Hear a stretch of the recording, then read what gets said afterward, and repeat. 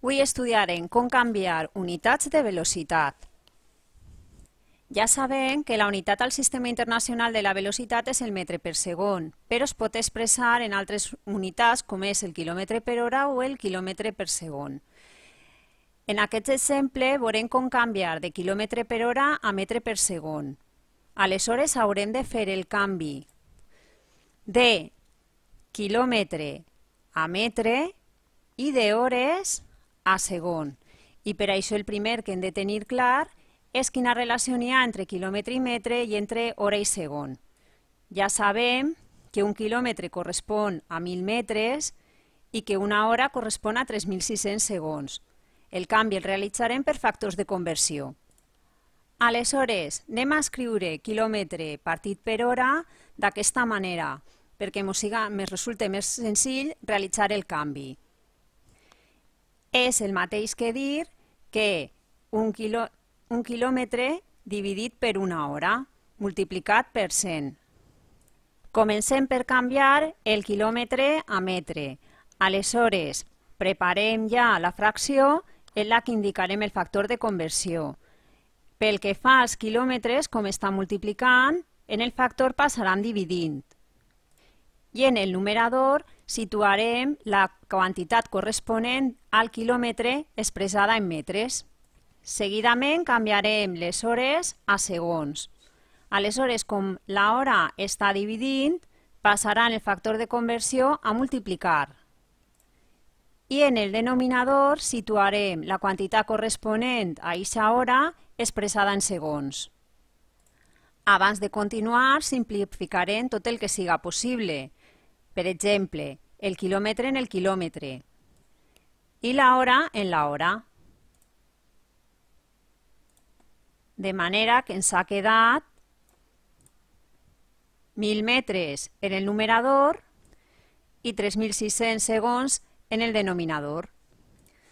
Aleshores hem de multiplicar 100 per 1.000 i dividir per 3.600 i el resultat estarà expressat en metres per segon. Sent el resultat final 27,78 metres per segon.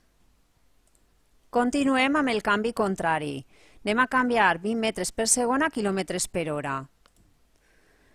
Aleshores hem de canviar de metres a quilòmetres i de segons a hores.